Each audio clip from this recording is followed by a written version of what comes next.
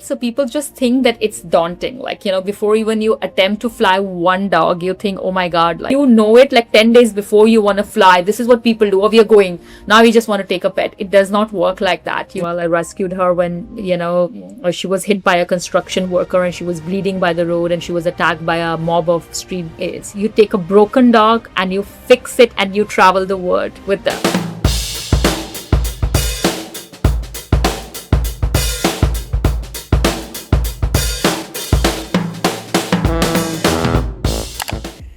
So, hello everyone, I'm Sanvi, Marketing Manager at HappyLocate. Welcome to our special Pet Care AMA session hosted by HappyLocate. For those who are joining us for the first time, HappyLocate is India's leading relocation partner, and in pet space, we help families move their pets safely and comfortably across cities and country.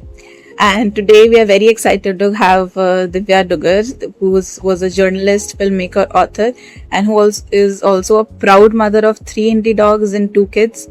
Truly a mother of 5, managing all this beautifully. She has also written a book where she shares all her experiences of traveling with her dogs, and I must say that is really insightful.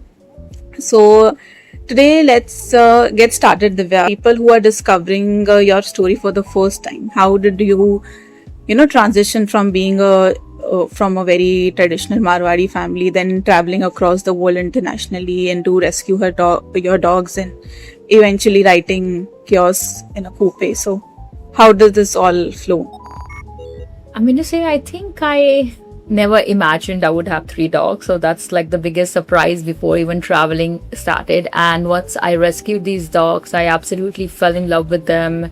But there was also a lot of challenging as a first time pet parent, because you really don't know how to take care of them or what to do. And there is no one to really guide you, because there are so many people around you keep telling you it's a biggest mistake. You're young, you're working as a journalist, traveling so much. Why have you rescued them? It's like a liability. So that was a narrative which I heard it very often. But I was absolutely in love with Tigress and Marco Polo. And there was another dog called Pondi, who was a mother of Marco Polo. I had 3 of them before.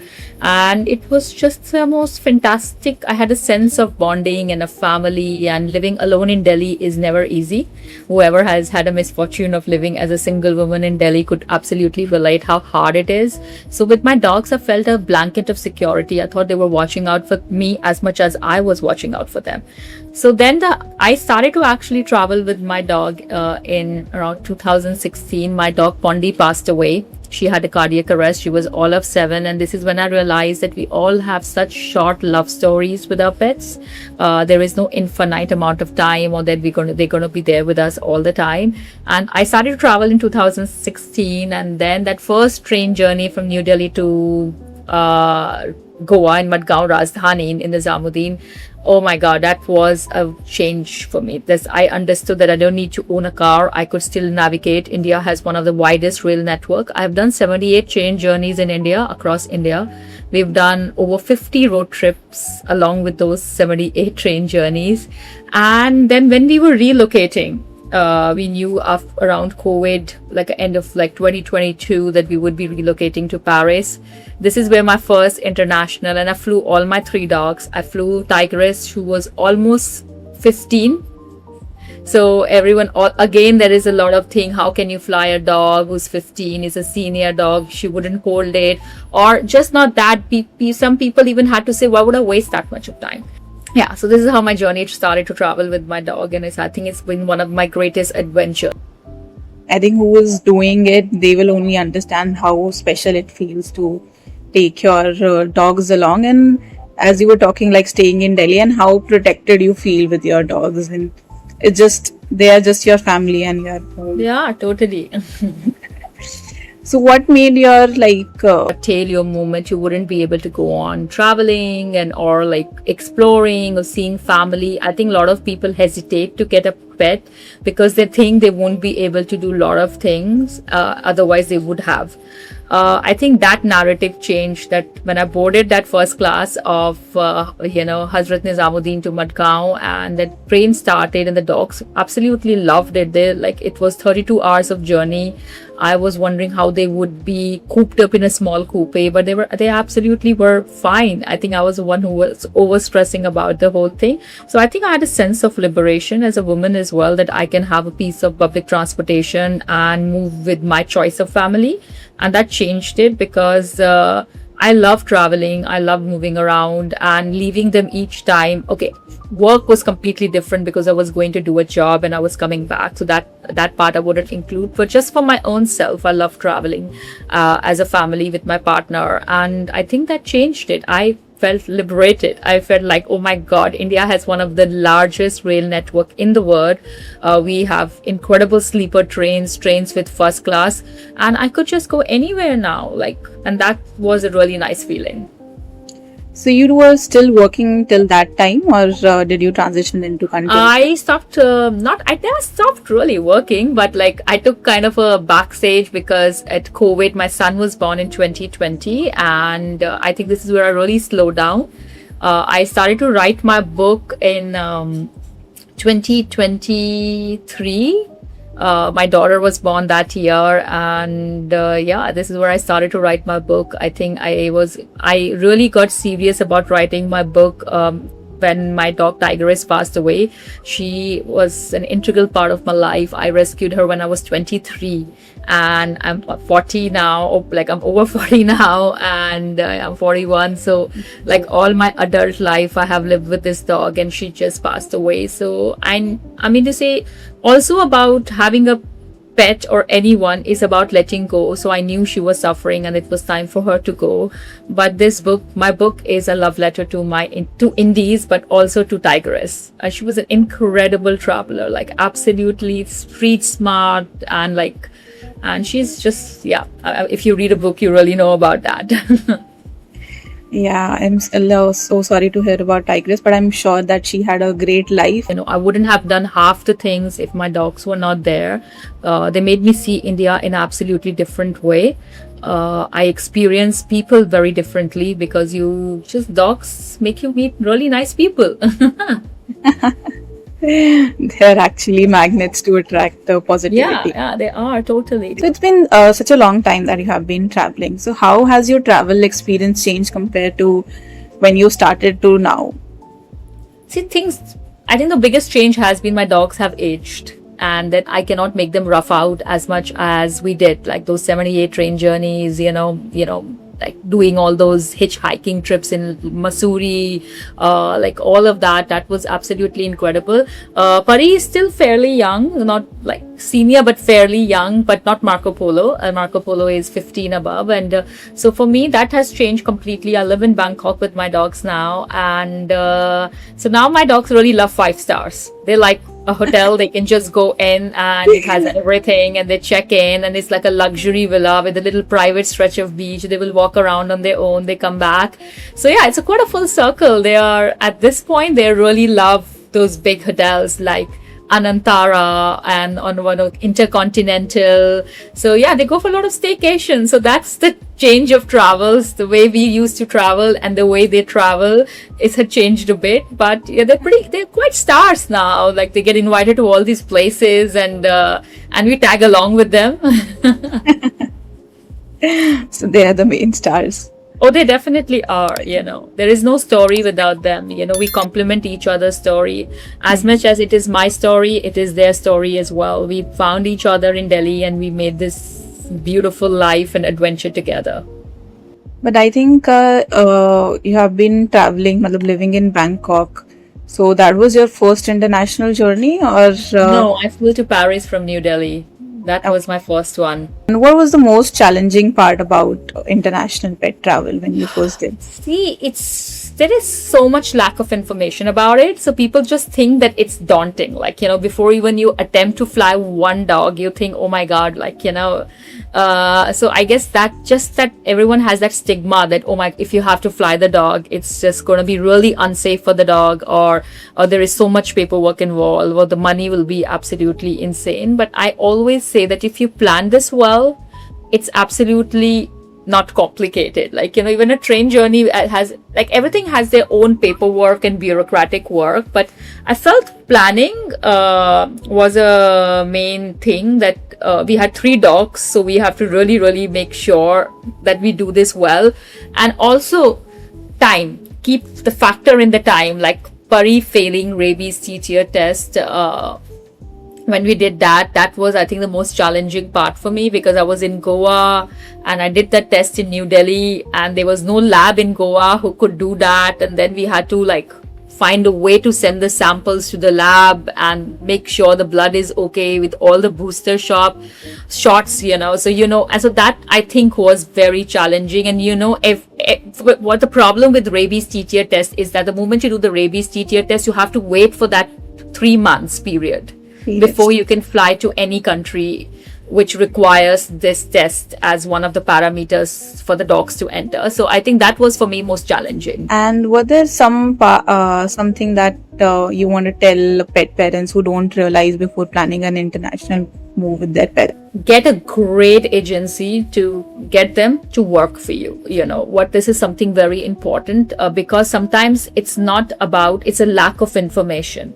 So get all the things, that each country has different rules. So not like there will be no 2 countries in the world with the similar requirements for your dogs to enter. Few countries are harder than others, especially if you're going to Australia, New Zealand. They are the most challenging countries to travel to. So get someone who knows how to do it, where to send your dogs to quarantine, factor in that money. So that's something is extremely important, because once you know the steps, once you know what it entails, then things are much easier to plan financially as well. Because if you know that this is things I have to spend on, and you can just plan it a year ahead or plan it 6 months in time, and it wouldn't come as a shock, like, oh my God, like at one point, like with my dogs, this is what I did. For it not to be seem like a great amount of money, I did everything in bits and pieces. Like, it started with microchipping, then I worked on that rabies TTR test. Then the crates came in the picture, and making sure your dogs try those crates, and they can move around. And the crates are, I think, one of the most crucial. People don't realize it. The accidents don't happen because of airlines. Accidents happen because the crate sizing is wrong and your dog is suffocated.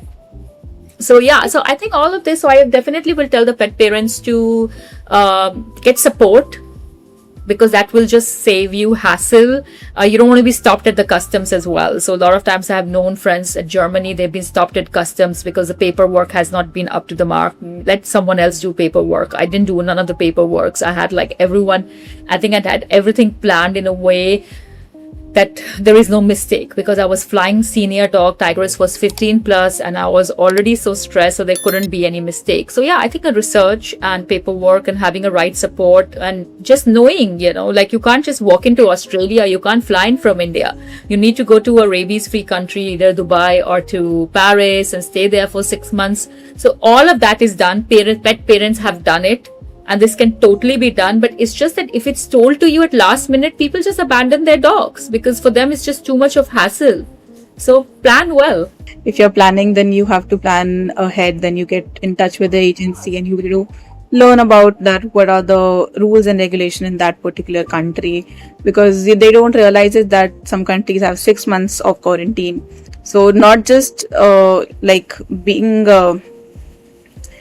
in quarantine, but also separated from their pet parents. That is also a factor that is there. So you have to keep that also in mind. So there are a lot of things, and of course paperwork is also very difficult, gets difficult sometimes, and rightly said. A lot of import certificates, export certificates, getting this right documentation, make sure your dog is crate trained, right guidance on it. Please don't, I think this is something I tell all the a lot of time people are relocating and they want to have a little chat, sometimes an emotional support, because I understand it is very stressful. You want to talk to someone who has done it, or people who know how it is done. I always tell them never to give them any those cough syrups people end up giving, or those sleep medicine, because this is where they really, really pass away, because it's a compressed air space, and all of that really hampers with the breathing of your pet. But it's just that if you know it like 10 days before you want to fly, this is what people do. Oh, we are going now, we just want to take a pet. It does not work like that. You need to have that time in hand, plan it, research, find right help, right agency. I think having an agency is really, really important, because a lot of things you don't know how to do it. You need someone to help you with those paperwork. You rightly mentioned about the crate training. People don't realize it that a pet needs to get familiar with that space, because they might feel claustrophobic later on, or they're not comfortable in that because it's a long journey and a long flight. So they need to be kind of get familiar with it, and not hurt themselves or not take any medication without any, No, you don't need to take any medication. Even if any doctor or vet tell you, you should not, because I definitely 100% sure. I've done like so much research, like I think a year of my life just before I flew to Paris went into this, because a tigress was 15, and and she had a lot of ailments, and I just to put her through that flight, and it's a fairly 9 hours long flight, to choose the right flight. I chose a night flight for that reason, that they could be, so that instead of giving them any medicine, what you should really do is to tire them out. So the day I was supposed to fly, it was an Air France flight, and it leaves around midnight. I just did not let them nap whole day. I walked them. Like, I took them, I think, 100 hours of Gulmohar Park and Hoskas Park. They were fed up of walking. I think they were just looking at us that, I think they've gone crazy. And I just wanted them to be so tired that by the time they are in that crate in the evening, they are ready to sleep. And that's much better way of doing things than just putting anything else, because that could be really, really dangerous. And crate training, like they were used to crate. We had the crates for 4 months before, so they were understand that it was not some kind of a punishment that I have locked them in and to punish them. So it just started. Then they used to walk in and out initially. Then slowly we used to start giving them treats inside, so they could spend like 10 minutes, 15 minutes, 20 minutes in the crate. And I think towards the end, we started to make the process a bit long, like give them something and close the lid and be around still, so they don't panic or start pawing on that metal door and hurt themselves or break the door. That could just be the worst thing that can happen, that they're in plane and they manage to break out. And yeah, so I think we did that. And towards like last 3 weeks, this is the time I started to put them in, close it, and put them in a dark kind of a room, because this is how it's gonna be. And that was, I kind of knew that they wouldn't panic anymore. They weren't too happy to be in, but they were not stressed. Yeah, so people don't realize it, but actually pet also face anxiety. And if you don't make them familiar with the crate and these environments, that they are closed up for some time, or staying in the dark, it's normal. So that is why having an agency and having the crate in advance and doing a training with that is very... And trying crates are extremely important, because a lot of time people just order it. And it's never good, because first of all, they have to be ITA thing, and if they are not, the airlines will straight away reject you and you lose all the money you have spent.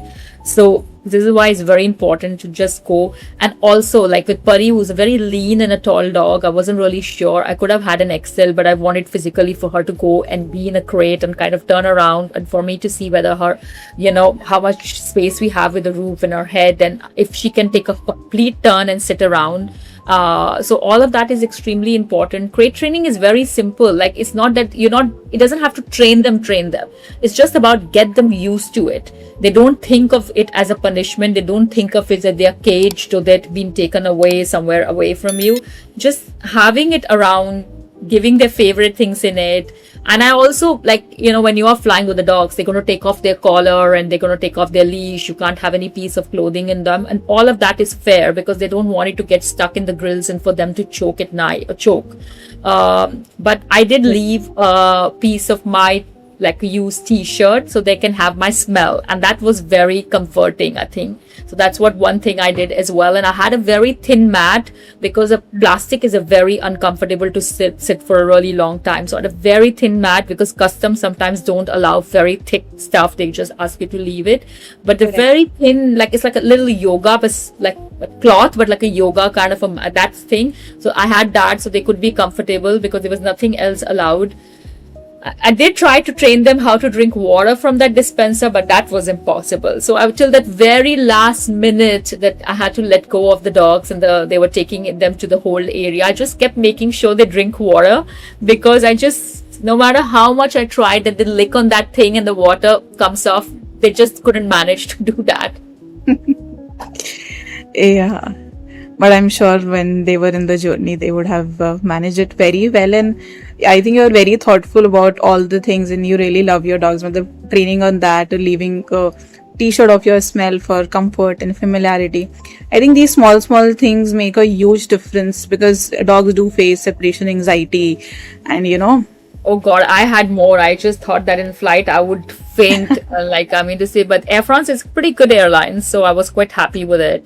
Because moment we were in the plane, they told us that they know that there are 3 live animals. But I think every 1 hour I had to tell them that I hope the captain knows. I hope the captain knows there is 3 dogs in this plane, and if they are maintaining the same temperature and everything for them as well, because it's pretty unnerving, And I mean, this was not unnerving. I think the worst was Paris to Bangkok flight. Oh my God, it was almost 13 and a half hours, 14 hours, and I think Tigress was like 16, and she wasn't well. She vomited like 3 hours before we boarded that flight. I thought she was dehydrated.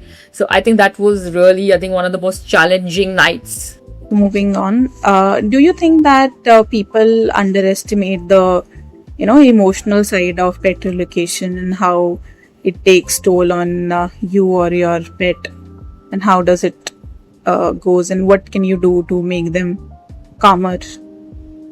I think people who want to already relocate with their dogs, they don't, because they have that emotional thing invested. It's for the people who are not so serious. Probably they underestimate, because sometimes people, I think they're not good planners. Some of them I feel are very last minute, and they don't preempt that it takes that much of work. So that could be the thing, but I'm sure they understand the risk of it. And I have spoken to many people, since I flew with 3 of them, I've got many messages on Instagram of people wanting to move, and some of them are very deeply emotionally invested, but then some of them are not just good planners, and that just invariably makes everyone very stressed, them and their dogs, because they don't have enough time to train the dogs, they don't have enough time to prepare the dog. And some dogs are great, some dogs are very easy to train, and some, like my dogs, are highly reactive, and they all have come with their own sense of trauma, and those are the dogs who really need a lot more time. So I feel like I said, for me, the key, if anyone who ever wants to relocate, is that get your paperwork right, get your thing right, which country you're going, especially before we were supposed to move to Bangkok, we were supposed to move to Singapore. And the reason we didn't choose Singapore, because Singapore has grading of different countries, whether they fall in the rabies categories or not. Like India definitely is. That means you required 1 month of paid quarantine for your dogs, and where you can meet them, but you cannot be with them. But I know my dogs don't have that emotional capacity to be away from us for a month. But we weren't going from India, we were going from Paris, and it still fell in category C. That means they would be quarantined for 10 days, and we knew even those 10 days wouldn't be really easy on them. I think it has changed now, and Paris is okay now. But, you have to factor in all these things, that what will happen to your dog when you land in a country. That do they have quarantine? Would your dog be able to be without you for that many days? Would you be okay? You can deal with that emotional, you can sit and cry at home. I would be able to do that, but to put my dog through that, I think that would not be possible, because I know how they are. So doing all of that research, because you don't want to be landing at the country and their dogs to be whisked away straight away. That's what happens most of the time. Or to you to be like, okay, you go back, or your dog will be deported, or I don't know. So this could be, a lot of things can go wrong, and the price sometimes is paid by animals, not by people. Understand where you're going, check all the rules and regulation, get a professional help, get professional pet handlers. If you can't do it on your own, take support from someone.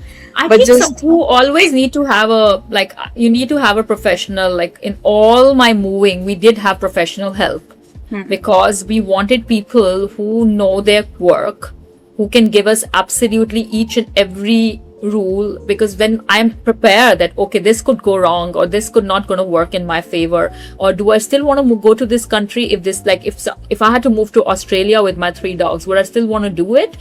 Do I want to go live in Paris for 6 months or Dubai for 6 months? Because getting them 3 dogs to quarantine is a really expensive thing. So do I want to move there for 6 months to be with them that they can fly? So understanding all of that, because these are like Iceland, all of these are category A countries, which is absolutely rabies free. And so this is why, like for me, Bangkok really worked out, because their rules, there was no quarantine, there was nothing. I could just land and be out and be with my dogs. So yeah, so choosing right place could be really helpful. How mentally you should be ready, your dog should be ready, and how they would handle the stress and how you will manage it. That's also very important. Save money. It costs money. Both the party. And of course, that's a lot of amount of money. But you can save it. Like, if you have a human child, like I have 2 kids now, Elora and Marius, and if I'm going somewhere and it does cost me a certain amount of money to get a visa or whatever, you think I'm just going to say, no, this is just too expensive, I'm not going to do it, I'm going to leave this child. No, you cannot just say that it's going to cost you X number of like whatever money. I don't want to put it amount to it. If you are prepared, you save it. Exactly.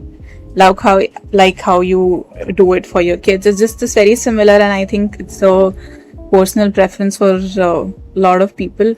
But I think if you are taking someone into your family, so it's very important to take them as one of your own and just It's make them to heat. I always say it started with this. It's still the very end. You have to be there, and I think that's something.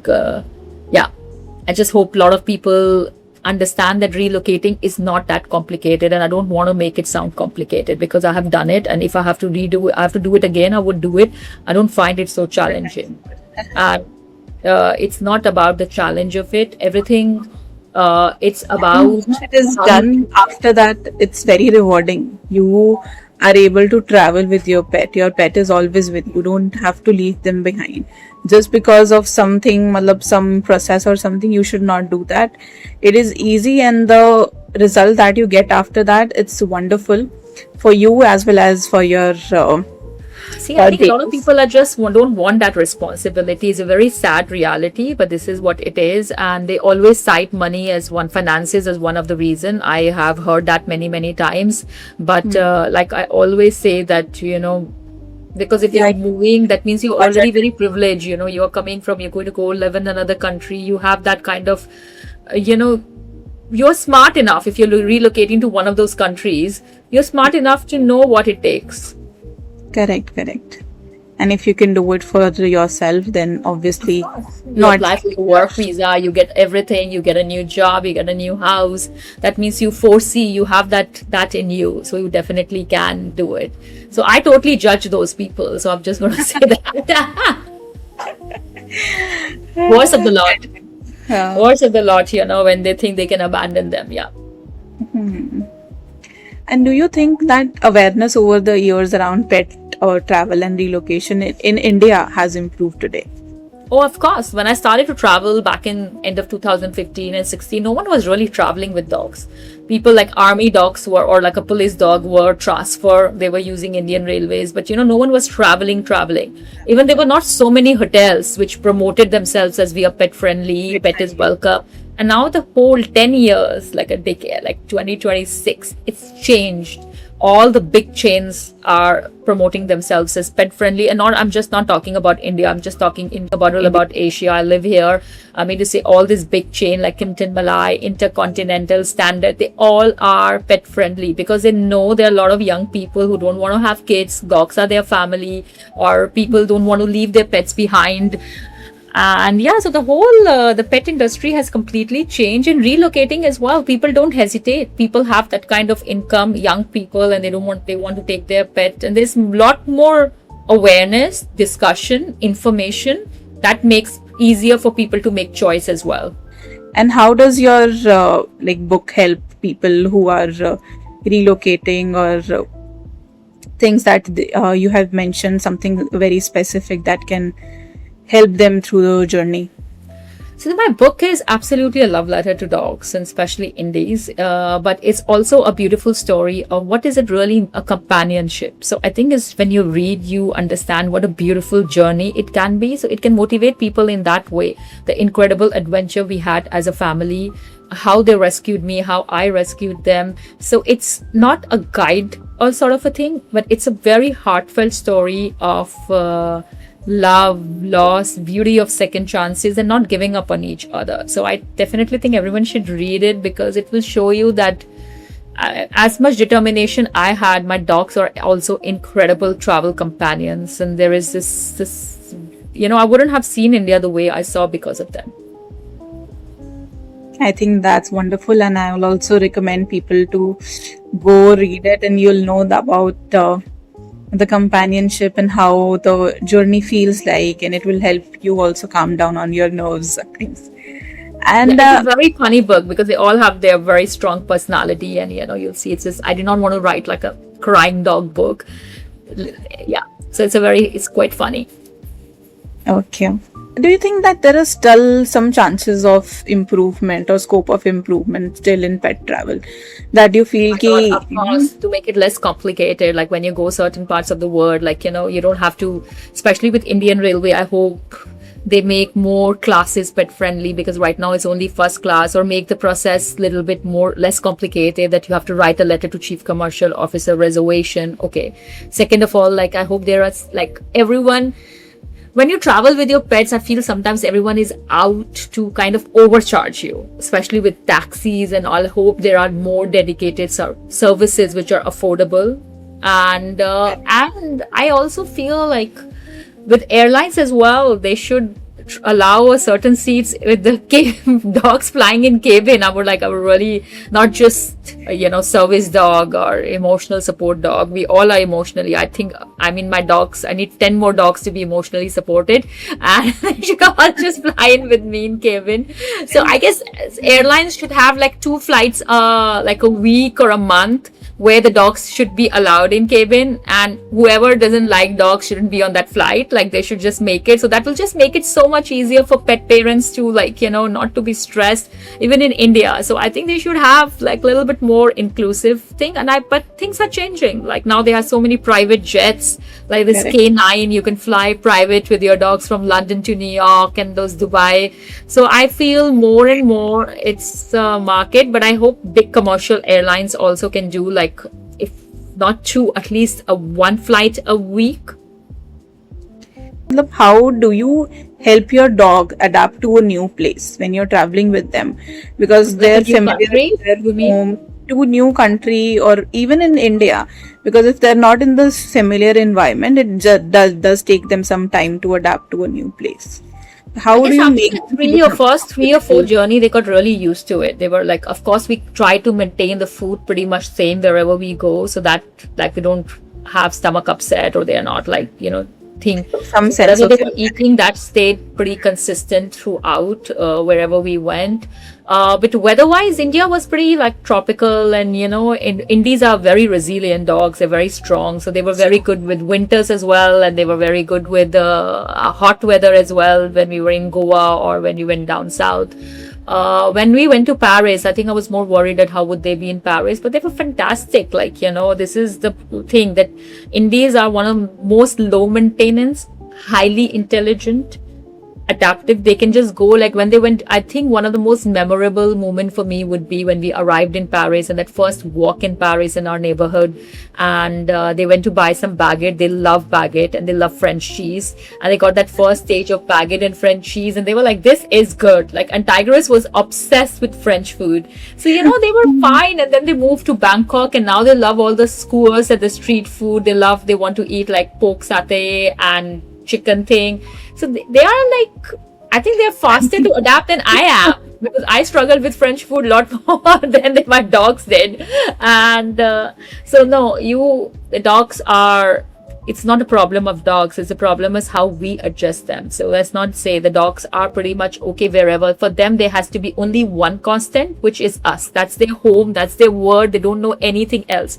If they don't care, they don't know what Paris is. We all are saying, oh my God, you went to Paris with your dogs. I said, for my dogs, it doesn't make a difference if I went to Paris or I went to Punjab. Like, it's all pretty much the same. As long as we are there, for me, it's like a high point when I took them to have those picnics at Eiffel Tower. I'm like, my God, I can't believe it, I rescued them from streets. I struggled so much initially to be together because I was really young when I got them and I was struggling with work, finding house.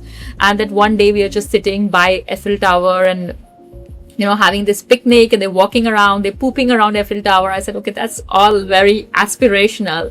It's dogs. The dogs are, I'm not just talking about indies because, I think all dogs are most wonderful. But all dogs should be given equal love, equal attention, equal sense of security. The only thing that matters, they should feel secure.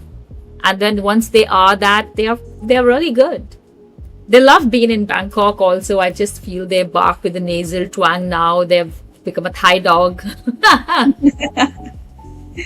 think it's very amazing to see your journey, like rescuing 3 dogs in India, now traveling the whole world. It's very inspiring. But I just want to know that when you started, like any rescue story that you would want to share.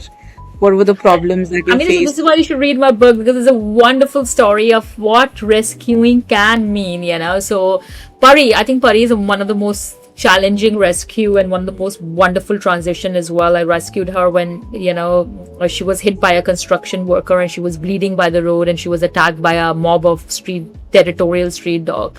And she was a bloody mess. And to rescue her from a very scared dog, absolutely temperamental, reactive, and it took us 6 months of first getting in. I think I must have cried myself to sleep because it wasn't easy to integrate her in the pack like Marco Polo and Tigress, and to make her walk and to make her do everything. She went on to do 55 train journeys with me, and I hid her for those 55 journey because in Indian Railways you are allowed 2 dogs on single PNR, and I had 3 dogs. So I used to hide her on the upper berth, and I wrote a whole chapter on that. That's really funny. To doing that, to living here in Bangkok and traveling to this hotel and being in Normandy and Paris, it's just what is the power of rescuing is. You take a broken dog and you fix it and you travel the world with them. That's really very inspiring. But as you have been traveling from a very long time, so what does home mean to you now? I have no physical definition of home. Like I couldn't say, oh, this is India feels home, or Paris feels home, or Bangkok feels home. No, I think the space doesn't matter. What really feels home is my kids, and dogs. I think dogs are the one factor that ground us to one place. So this is what it is. So right now, this house, this Bangkok is home to me because Marco Polo Pari is here and my kids Marius and Elora are here. So this is what home to me is. There is no physical definition of it. I could just be anywhere. As long as these 4 are here, it's all right. There's nothing grounding me. There is no love of a country, love of a place, love of a house that factors in for me. That's very beautifully put. Home is where your loved ones are, and I totally agree with that. And we would like to close this session now with a big thank you to you, of course, for sharing all your journey, memories, and experiences with us. From traveling across India with your indies to now navigating to international travel, your stories are like beautiful reminder that pets are family in every journey that we take, and we are grateful to have this conversation with you today to celebrate the bond between you and your pets, and what companionships look like. And I would request everyone to do check out her book Chaos in a Coupe, which is available on Amazon, and you'll have a great time doing that. And thank you again, Divya. Thank you so much for talking to me. Okay, bye.